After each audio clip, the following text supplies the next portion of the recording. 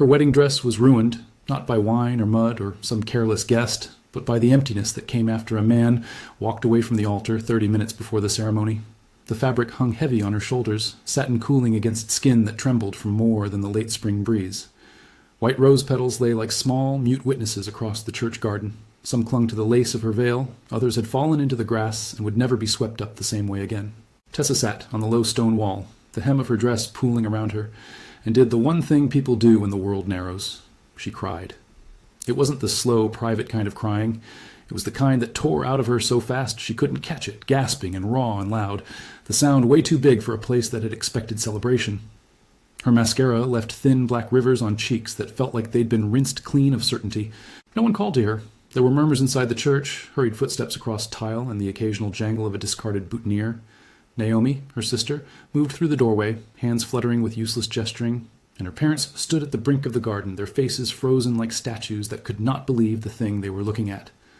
They hovered in that stunned place for a long moment like people who'd been asked to explain the unexplainable. Tessa pressed her palms to the arms of the wheelchair beside her, not as if it defined her, but because it was one of the few stable things in the scene. The cool metal, the faint scent of rubbing alcohol where attendants had adjusted the cushions, the small rubber scuffs on the rims. She had worn shoes that morning, worn flats with a bow, but she hadn't thought to take them off before the fiancé left. Tyler had said the words the way some people say dinner plans, abrupt and thoughtless, and then he had walked away. Everyone had watched him go. A sound from the street pulled at the edges of that moment. A muffled exhale, a pair of footsteps that slowed. Malcolm had been on his way back from the park, Autumn's hand in his, when the sound threaded into the trees, an ugly human cry that made him step off the sidewalk and look.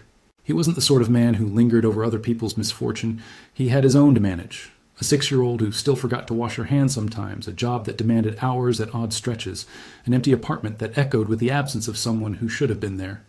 The mother of his child had left 3 years earlier, and the memory of small, unexplained departures had taught him to notice when someone else was collapsing. He found her in the church garden, a figure in white, the veil partially tangled in a branch. For a second he thought she might have fallen from a balcony or been swept up in some overstated drama. Then reality landed with a sharper certainty. A woman in a wheelchair, hands clenching the arms like anchors, crying as if the ocean had been poured into her chest. "Hey," he said. The word was small and careful. He could have kept walking. There were a dozen reasons to do so. A 6-year-old to get home, a watch to honor, a life already complicated. But instead he crouched on the far side of the wall, in jeans with a little grass stain at the knee, and let his own breathing slow. Tessa looked up with a face that had known better mornings, eyes that catalogued everything and tried to find what was left. "He left," she said after a while, as if the single verb would explain the architecture of her grief. "Tyler left." The garden swallowed the rest of it like an echo. "How long ago?" Malcolm asked. 30 minutes. She said it like it had been measured in some cruel clock, the way a surgeon times a procedure. The word 30 sat heavy and precise. Malcolm nodded. The way people nod when they understand pain has texture, and that texture is usually complicated. "I'm sorry," he said, because that was the only honest thing he had. "Do you mind if I sit? My daughter, she's with me." He indicated without ceremony to the sidewalk, where a small, pale girl carefully folded a leaflet as if it were a sacred thing. Naomi hurried toward them, agitation making her voice thin. "Tessa, should we—" "Please," Tessa whispered. "Just not now." So Malcolm sat, not on the wall, but on the grass, a low, deliberate choice. He let his knees find the earth and watched the petals.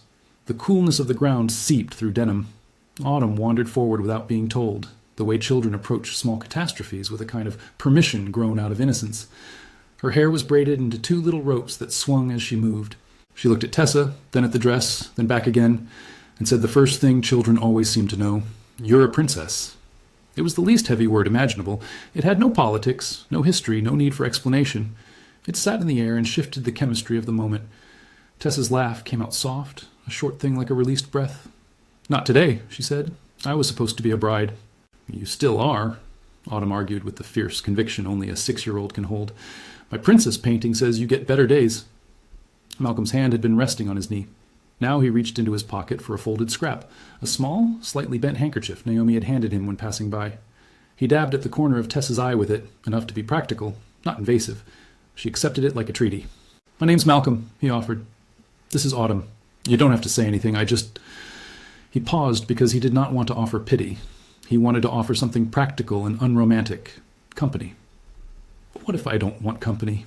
Tessa asked, voice brittle but sharper for the deflection. It was a legitimate question. People often stayed away because presence felt like an accusation. Then I'll be quiet, Malcolm said. I'll be the kind of quiet that sits with you until you want different. It was a small promise, and it mattered. In that moment, presence felt like a hinge on which something could turn. Not a dramatic entrance, but a gentle movement. Tessa told him the short version because she had already given the long one away to Naomi and fragments to her parents. She spoke of the accident, an evening months earlier that had rerouted the architecture of her body, and then of the waiting months and the days of learning what independence meant now. She spoke of Tyler discovering the change and of his face, as if he had seen through a different lens. She stopped when it felt like oversharings and wrapped her hands around the confessing silence. Malcolm listened to the way someone listens to a vessel break and tries to imagine how to mend it. He did not fix it. He sat, and he helped her retuck a petal into the fold of her dress, as if it were a small courtesy that could be returned. When it was time to go, he took out a phone and scribbled his number on a church bulletin Naomi was trying to rearrange. He handed it to her with a plain, unadorned sentence. If you ever want to get coffee, or a quiet corner. There was nothing heroic about the act. There were no grand declarations. It was simply a line that connected one life to another. Why would you help a stranger? Naomi asked later, sharp with a protectiveness that bordered on fury. It was the question the adults asked each other behind their hands. Malcolm answered, as he had with Tessa, with something steady. Because I know what it is to be left. If I can be the kind of person who shows up, it matters. That was his past. An absence shaped into an ethic.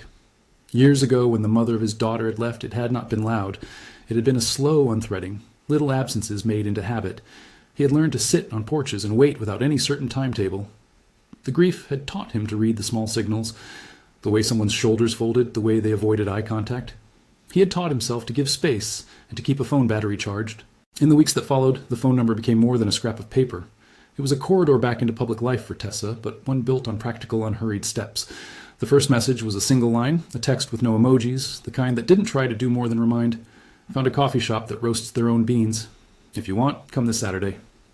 It was unsigned to the person who already held his name. Tessa stared at the screen until the glow hurt. Thought about typing something that might be too eager, thought about typing nothing, and then typed, maybe. They move forward in the way people who have learned to be cautious move. Small, repetitive acts that build trust through repetition rather than speech. Malcolm came to see her at a community art show where people were allowed to bring dogs in muddy sneakers. He texted before attending so she would not feel ambushed. He arrived with Autumn in a battered canvas bag, and he greeted her not with pity but with recognition, as if her presence there was ordinary and deserved. At the gallery, Autumn ran ahead to a wall where children's paintings were taped in a row, colors fierce and unapologetic. There, framed by the chaotic strokes of crayon and paint, was a small piece of paper with a child's name and a title in uneven print, When Bad Days End. The painting was a wash of hopeful colors, a swirl of yellow at the top, a smear of blue at the bottom, and in the middle, a small figure with upraised arms under a rain of tiny white flowers. Autumn clutched Tessa's hand and pointed. That's mine, she said proudly. I painted that when I was mad. It gets better after. Tessa found herself laughing that day, a sound that had no place in the garden of broken plans. She laughed because the painting was honest in a way adults often hid from. That bad days could end without a large ceremony, simply by people sitting in living rooms and making spaghetti, by a friend showing up with a cardigan when the night was cold. The months that followed were largely unremarkable in the grand way human stories are judged. They were significant precisely because they were ordinary. There were texts each morning. How did you sleep? Did the shower work better today? There were small practicalities. Malcolm would open doors that had previously required awkward planning. He would pull a chair out for her at a cafe in a way that never made a scene. When sidewalks were uneven, he would take the more difficult route and never mention the inconvenience. There were conversations in the car where Autumn sang along to songs and Tessa taught her a lyric from some 60-year-old radio show, and the little space between them became a place no one else could enter.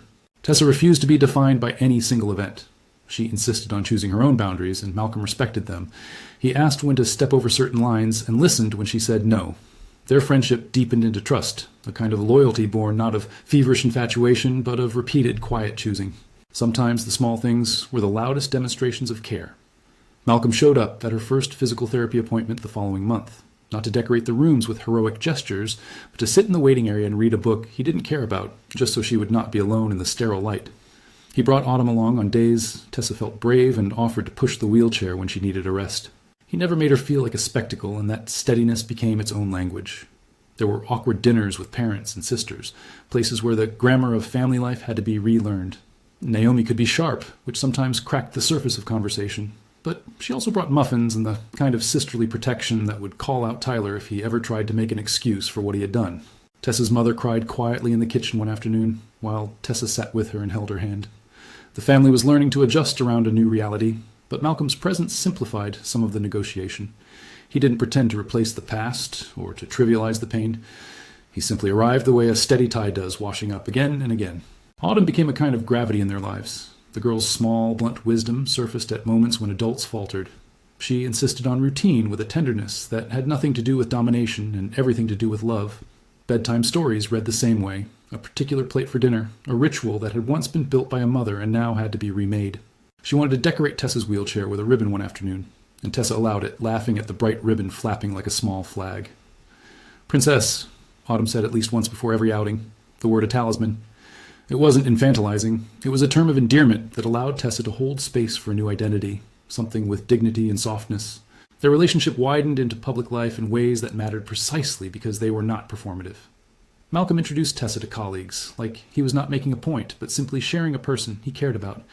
He listened to her stories about scholarship applications, the way she had once wanted to teach, and he clapped the way anyone does when a friend has a victory. At a volunteer day at the animal shelter, they worked side by side, Tessa scooping food, Malcolm coaxing an old terrier who was suspicious of new hands. Autumn darted between them with a leash that was slightly too big. There were moments of quiet vulnerability, too. One evening, after a dinner where the conversation had been soft and normal, Malcolm told Tessa in a way that surprised neither of them and yet still landed, "I was scared once. I didn't think I could be what Autumn needed." It took him a breath to say it. "But she taught me how to keep going. You're teaching me something else. How not to be afraid of other people's stories." Tessa thought of Tyler, how quickly he'd stepped back at the sight of a changed body. And the feeling that rose then wasn't simple pity, but a sharper blend of betrayal and relief. The relief was the unspoken understanding that she had been spared a life that would have been built on conditional terms. The betrayal was its own wound, one that had an odd symmetry. The man she thought would care the most had walked, and a stranger had sat. There were evenings when she lay awake, the hum of the apartment in the background, and thought about the logistics of the care she needed, about the practicalities of traveling, about the way the world was designed for a person who moved differently. None of that vanished into the background. Malcolm never pretended it did. He learned how to adapt to entrances, to navigate conversations with doctors without interrupting, to hold silence when Tessa needed space, to bring Autumn to school on mornings when the traffic snarled and a deadline made the world small. He did it not out of heroism, but because the work of love, as he had come to understand, was mainly about showing up. The motif of the rose petals circled through their time together like a quiet echo. Malcolm always noticed when a white petal landed somewhere, on a car seat, on the back of a chair, and would pick it up as if it mattered. He did small rituals that made Tessa feel seen. A single white rose delivered to the doorstep after a rough appointment, Autumn pressing a hand-painted petal into a card and inscribing it, "For better days." These were not grand gestures. They were modest, detail-oriented acts that reaffirmed the principle, presence over performance. One late afternoon, Tessa received a message from Malcolm. "Autumn drew something. Would you come see?" It was punctuated with a smiley face that seemed to carry more weight than the punctuation itself. She hesitated, then said yes. They met at a small community center where children's artwork was displayed on cork boards like flags. Autumn stood proudly next to her painting, which she had hung with a careful, sticky thumb. The plaque under the painting read, "When Bad Days End, Autumn, age 6. Tessa felt an unexpected swell of protectiveness and tenderness. The painting was a reminder of the possibility of small recoveries, the kind that take place in kitchen conversations and in the slow accretion of ordinary kindnesses. Malcolm watched Tessa as she took in the painting. "You good?" he asked, a question that contained the double meaning of emotional check-in and the practical. "I am," she said, eyes wet at the edge, but a smile curving in. "Thank you." Their hands brushed when Autumn asked for help to adjust the frame, the kind of contact that held a question and an answer at once. The question being whether either of them wanted more than this, and the answer being that they were willing to see. Friendship remained the architecture of their intimacy. There were boundaries and the mutual respect that comes from not needing to erase each other's complexity. Tessa led in ways Malcolm admired. In the small, fierce choices she made daily, like rolling herself up a ramp without asking for help because she wanted to prove to herself she could.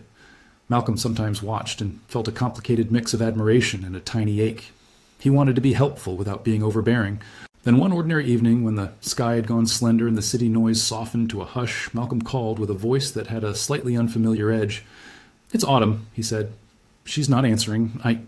His sentence broke like a twig. Tessa's hand tightened around her mug in ways she did not understand until the world narrowed again to a single point. She asked questions that were all practical and also terribly human. Where is she? Is she breathing? Is Naomi there? I'm on my way, she said without thinking, the muscles of decision uncoiling in her like something automatic and pure. She had been present in so many small ways. Now the flow diverted and required a different kind of action. She grabbed her keys with the efficiency of someone who had learned to cut through the fog of uncertainty. As she moved, the narrative shifted, not because she had been passive until then, but because the roles of caregiver and companion often redraw themselves not in grand turns, but in sudden, necessary moments. Malcolm's voice, usually steady, was thin with a worry that needed a companion. Things were about to change again in a way that neither of them could have planned. The car's heater hummed, city lights smeared past, and Tessa's mind catalogued things she might not do. Pace too much, say the wrong words, allow panic to run ahead of the possible facts. She thought of the painting, of white petals, of Autumn's hands paint-smudged and proud. She thought of Malcolm's quiet ethics of showing up. She corrected herself internally, not to forge heroics, but to prepare to stand where she was needed. When she arrived at the hospital, the fluorescent lights had that peculiar antiseptic brightness that erases the edges of memory. She found Malcolm in a small chair, eyes hollow with exhaustion and worry. The emergency room smelled of hand soap and stale coffee. She didn't need to ask what had happened. The word seizure sat between them like a patient that had been admitted and would be processed in its own time. Was anyone with her? Tessa asked. Naomi called, Malcolm said. We were at the park. She just dropped. It was fast. She's stable now. Doctor said to wait. His voice was a ledger of care and of the suddenness that life kept depositing at their feet. Tessa sat and smoothed the back of her hand on her knee, a gesture that was less about comfort and more about gathering. The past months had taught them both new vocabularies of trust. This night would be a test of how tightly those vocabularies could hold. Malcolm looked up at her, and for a second the world telescoped into the two of them. Thank you for coming, he said, absurdly small in a room that felt larger than both of them combined. You didn't have to call me, she answered, and the sentence was both true and incomplete. She had gone because she wanted to, because human lives meet sometimes at the edges, and because the presence she had once been offered had become a template for what she could offer others. The doctor returned then with a careful explanation, minimal in technical detail, full of calm, and the clinical air softened into a human rhythm, monitors, a steady voice, a promise of observation. They moved through those hours with the kind of coordination that comes from familiarity, Malcolm explaining Autumn's routines, Tessa taking notes on her phone, Naomi hovering with coffee and a shaky grin that tried to be brave. In the waiting room, Malcolm slid a small paper napkin toward her. On it, in a hurried scrawl, was the phone number she had tucked into her wallet months earlier. The digits looked the same and different, worn by memory. He didn't need to hand it to her again. The gesture was a quiet reinforcement, an affirmation that the line between their lives had been a choice, and it had stayed. When Autumn was released, pale but coherent, hugging a sheepish stuffed animal and insisting she'd seen a big light like fireworks in the sky, the relief was an expanse that needed no punctuation. Tessa walked out into the cool night with Autumn sleeping against Malcolm's shoulder and thought about the shape of lines that connect people. Tyler had walked away because he could not hold a changed life. Malcolm had not walked away from suddenness. He had stood and called and asked and stayed. Driving home, Tessa realized the truth she had not admitted even to herself. There was a new kind of fear in her life now, one braided with hope. It wasn't the naive hope of an instant resolution, but the fragile sort that requires practice, the hope that steadiness can slowly unbind the heavy parts of yesterday. She had not arrived at answers that night. No grand declarations were made in the fluorescent lobby. No vows were recited. Instead, there was the quiet fact of a napkin and a phone light blinking messages into the dark, small, mundane things that acted like mortar between bricks. In the back of her mind, a petal floated up, and she smiled at the absurdity of remembering something so tiny amidst something so big. The world did not smooth itself out after that night. There were appointments, nights of worry, and the usual domestic missteps. Yet the arc of their time together had tilted in a way that was delicate and real. Malcolm and Tessa learned to navigate the inventories of each other's needs with the attention of people setting furniture in a new house, measuring, moving, trying an arrangement, stepping back, adjusting. It was demanding, and it was gentle. One Saturday, months removed from the garden of white petals, Autumn crawled up into Tessa's lap like a small tide and handed her a folded piece of paper. It was a card with paint smears and a thumbnail portrait of someone wearing a crown. Inside, in childlike printing, were 3 words. "Thank you, Princess." Tessa's eyes blurred. Not because of pain, but because of an accumulation of small miracles. None of them miraculous in the way some stories like to tell, but miraculous in the sense that steady kindness had rearranged the possibility of belonging. She folded the card carefully, slid it into her wallet beside the number Malcolm had written for her in the garden, and looked up to find him in the doorway, watching with a look that had become familiar. Soft, open, a little shy. They still hadn't named any future beyond the Thursday coffees, the gallery nights, the routines of care. Naming would come, or it might not. For now, their lives were stitched together by innumerable tiny acts. The story that began with ruined lace and abandoned vows was being rewritten, not by grand rescues, but by the accumulating weight of minutes spent paying attention. A week later, just as the season shifted toward the heat of summer, Tessa's phone buzzed. Malcolm's name flashed across the screen. She answered, expecting the casual check-in she had come to appreciate. "How's the new ramp working?" Or, "Autumn lost a shoe again." Instead, his voice was clipped, urgent in a way she didn't often hear. "Autumn collapsed at school," he said. The words landed like small stones. There was background noise. Someone asking a nurse a question, a phone ringing in the distance. "They're taking her to the hospital. Are you near?" Tessa's hand went cold, then steady. The kind of steadiness that doesn't need to be rehearsed. She thought about all the times she had been offered help and about the way Malcolm had chosen to be present. She didn't have to think twice. "I'm on my way," she said, and hung up. Her apartment door closed behind her like a punctuation. The route to the hospital had become familiar, a geography of concern she navigated in the dark. She grabbed her keys, the ring clattering in a sound that had become oddly comforting in its predictability. She didn't let herself imagine the worst. She simply set one foot in front of the other and moved toward the place where she was needed. As she drove, the world smeared by in its usual way. Traffic lights, a late-night deli, a laundromat bathed in fluorescent oranges. Mundane things that suggested life went on for others. For Tessa, the moment was concentrated and narrow, and it would take a while to resolve. Her breath matched the rhythm of her driving. Rose petals from a memory drifted like a strange benediction, and a child's painting title kept looping in her thoughts. When bad days end. The hospital doors slid open as if they had been waiting for her. Inside, the waiting room hummed with its own set of anxieties. Malcolm looked up when she came in, his face a map of tiredness and worry. He rose as she approached, and for a moment they were simply two people, standing in a bright room full of other people's stories. "She's okay for now," he said. "They want to keep her overnight. He stopped, looking for words that fit into a night that wanted practicalities and consolation in equal measure. Tessa exhaled, the sound fuller than she expected. She sat beside him and watched the clock with a patience that had become part of her practice. She felt the old edges of her life, years of plans and a wedding dress ruined, rearrange again. Whatever came next would not be clean, but it would be shared. And maybe sharing was the closest thing to a cure for the loneliness she had once known. Outside, in the cool air of early morning, a few white petals floated along the curb, carried by a wind that made the trees whisper. Inside, in the fluorescent hospital light, a nurse closed a folder and walked down the hall. Malcolm took Tessa's hand, and Autumn slept in a small bed in a room that smelled faintly of disinfectant and childhood. The story was not resolved. It was, instead, being lived, one anxious, hopeful hour at a time. They left the hospital in a hush that felt like a private agreement.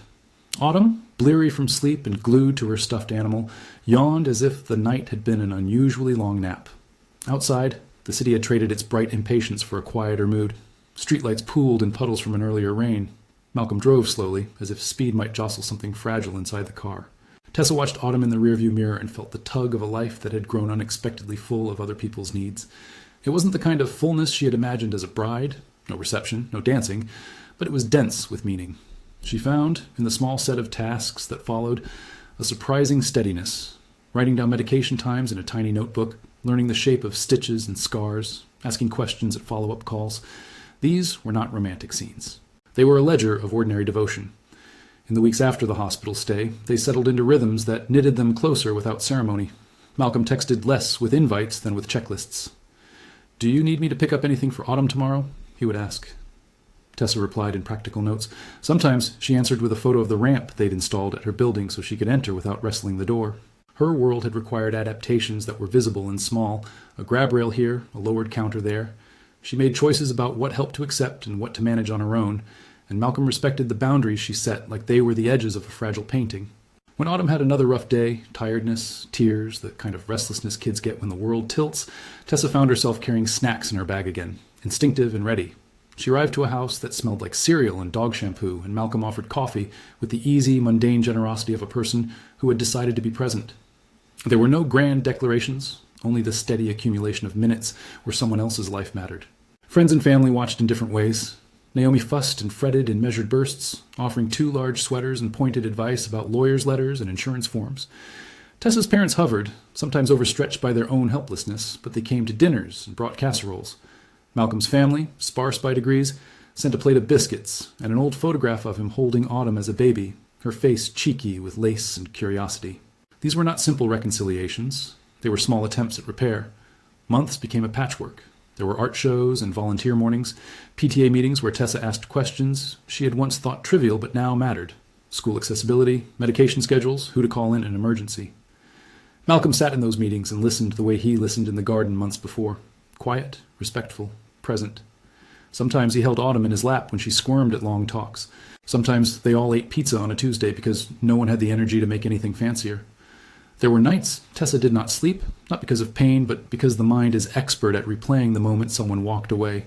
She would sit up and reach for the phone almost reflexively, then remember the scrap of paper with a number in her wallet, a number that had become a tether. She learned to call for help without shame. More importantly, she learned that asking for help did not make her less complete. It made her human in a web of small mutual dependences. The season shifted. Autumn's hair grew a little longer. The painting, When Bad Days End, was framed and sat on a shelf in Malcolm's living room, a blare of color against a plain wall. Each time Tessa saw it, she thought about how the painting had been both the child's bravado and a promise that small things could change a mood. It became a private talisman, not because it solved anything, but because it reminded them all that improvement is often incremental and rarely dramatic.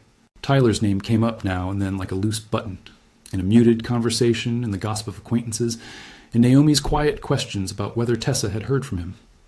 And once, a few months after the garden, Tessa received a text from an unknown number. It read simply, "I was wrong." She left it unread for a long time, the digital equivalent of letting a door stay ajar. When she finally opened it, she typed a single sentence. "I'm not the project you abandoned." She did not send it. She put the sentence into her notes and saved it as proof to herself that she could choose the edges of a conversation. Tyler never reached out again. There was no courtroom confrontation, no dramatic return, just the residue of someone who had not been prepared to stay. In its place, another question grew, slow and steady. Could ordinary presence become more than a shelter? Malcolm had not come into Tessa's life to be a hero. He had come to be a steady person who did what needed doing. Over time, his hesitations eroded the sharpness of the days when she felt exposed. He learned to anticipate without patronizing. He would ask before he did a favor and step back when she'd rather finish it herself. He never equated his usefulness with his worth. One Saturday afternoon, 6 months after the garden, they found themselves in a park that had become a quiet favorite, a looped path with low stone benches, an area where children chased bubbles and old men fed pigeons. Autumn ran ahead, cape flapping, a princess with paint on her knees, and Tessa moved in the soft arc of her chair, taking an air that smelled like cut grass. Malcolm walked beside her, hands in pockets, the way friends walk when they do not yet know the map of possibility between them. They sat on a bench under a maple tree. Sunlight threaded through the leaves and patterned their faces. Autumn vanished for a moment behind a trunk and returned with 2 paper cranes she had folded at a craft table earlier. She handed one to Tessa with solemn reverence. "For when you need to fly," she announced, solemn as a small oracle. The day had the peculiar, pressurized quality that preludes conversation. Both of them felt it without naming it. They had not rushed into labels because neither wanted to tamp down the fragile thing that was building on mutual respect.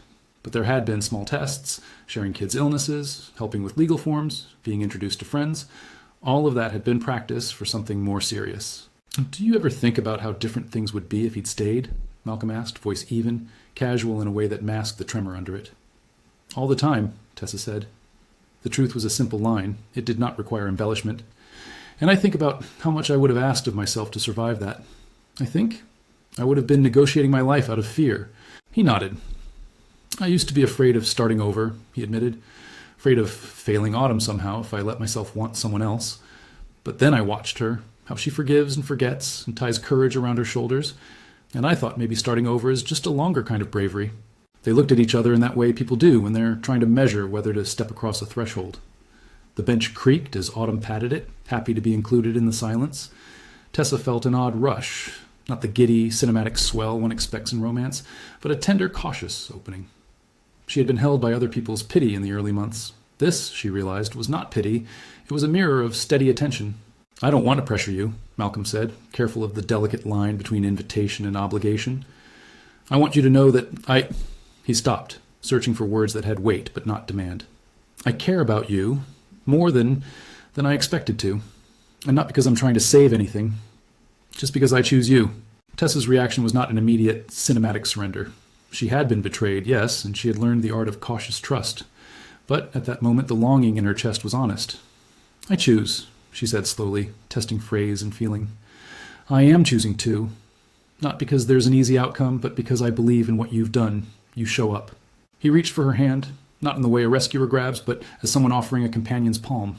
He asked, with eyes, if she would accept a kiss. Consent unfurled as two people traded the necessary plumbing of desire and caution. She nodded. The kiss was gentle and unassuming, as if they were confirming a fact rather than performing a drama. It was a kiss that respected borders. It was followed by a shared laugh when Autumn announced she was playing a spy and needed their help, shattering the solemnity with the decisive normalcy of a child's world. They walked home with linked hands, the path forward both tangible and unperfumed by fantasy. From that afternoon, their intimacy deepened in ways that were consistent with everything that had come before.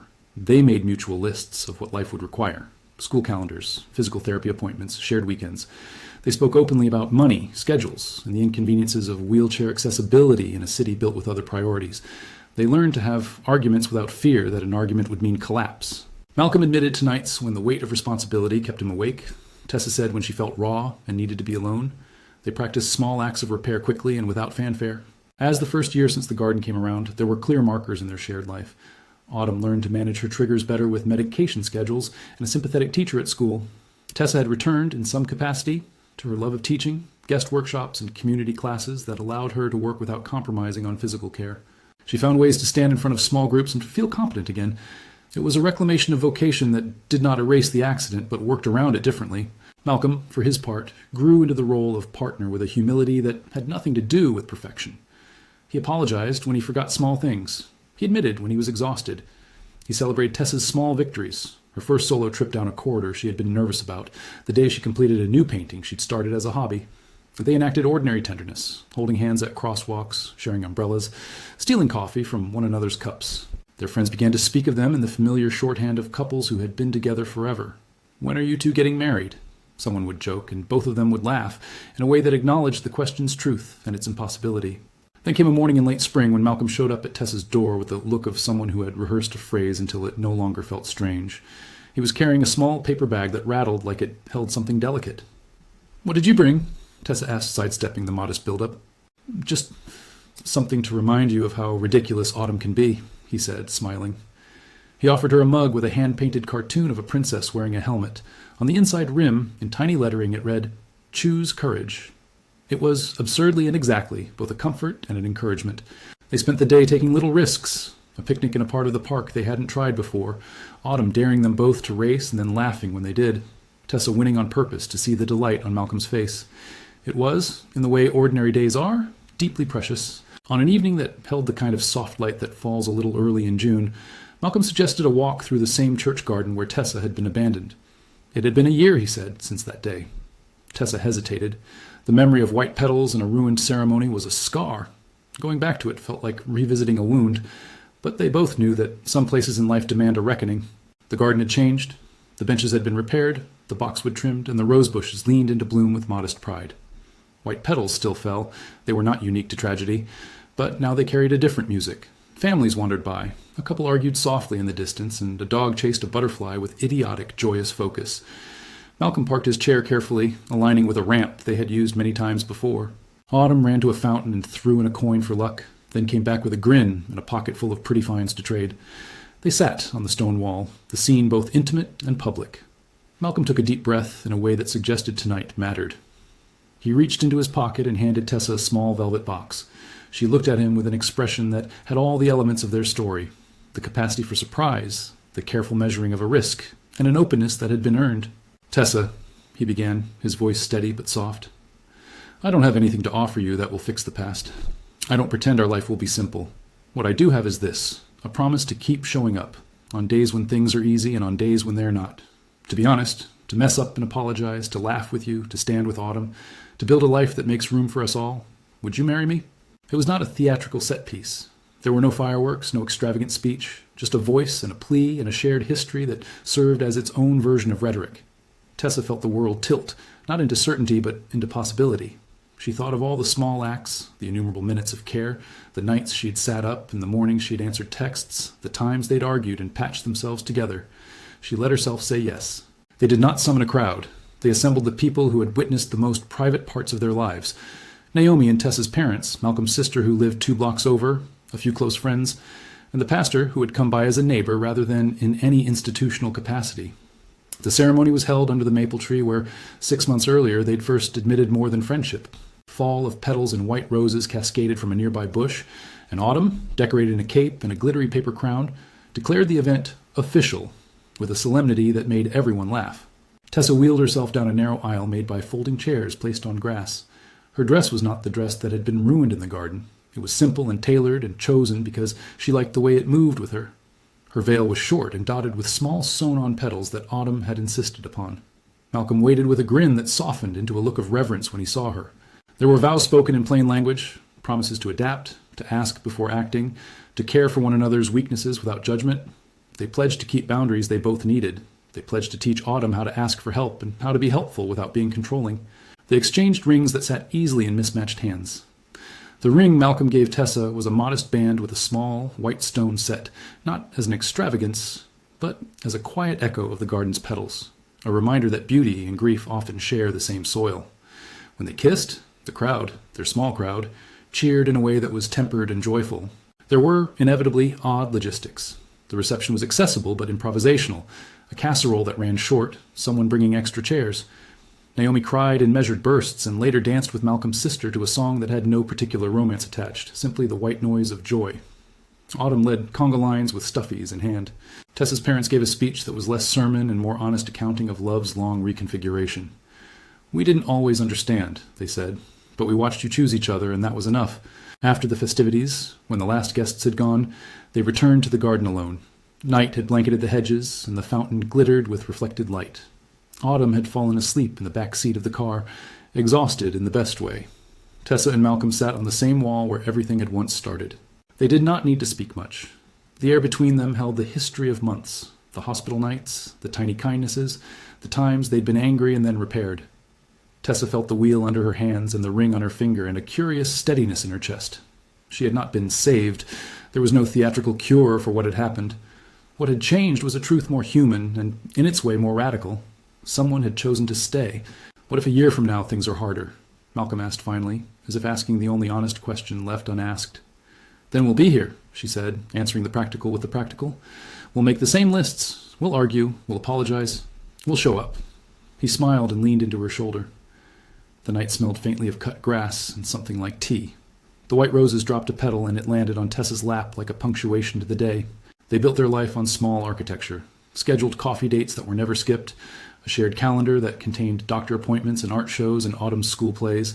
They made space for days when Tessa needed to be alone, and for days when she wanted everything touched. Malcolm learned to read the tiredness in her voice. She learned to tell him when she wanted him to simply hold silence. They did not erase pain, they lived alongside it, and allowed joy to appear in quiet ways. Years later, when people asked about their story, neither presented it as miraculous.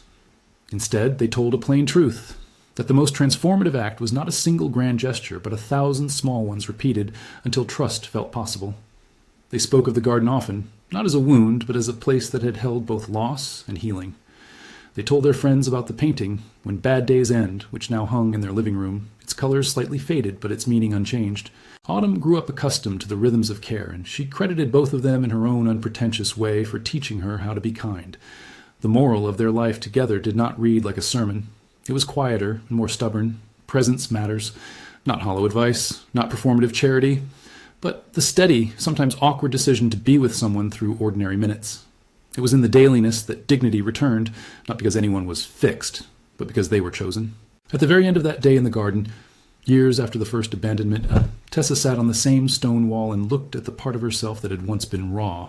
She felt the cool metal of her wheelchair under her palms and read the small grooves where her hands had rested. She felt the ring on her finger and had the odd, soft certainty that life, imperfect as it was, had been made more livable by people who learned to stay. If someone asked her what changed her life, she would tell them about a man who sat down on the grass and a little girl who called her princess. But she would also say something else. That transformation is rarely theatrical. It is patient. It is practical. It arrives in phone calls and hand dabs of a stained handkerchief and in the small ritual of returning to someone simply because they asked. If this story touched you, share it with someone who needs to hear that kindness can change everything. And if you want more stories like this, subscribe for the next one. There are many ordinary miracles left to tell,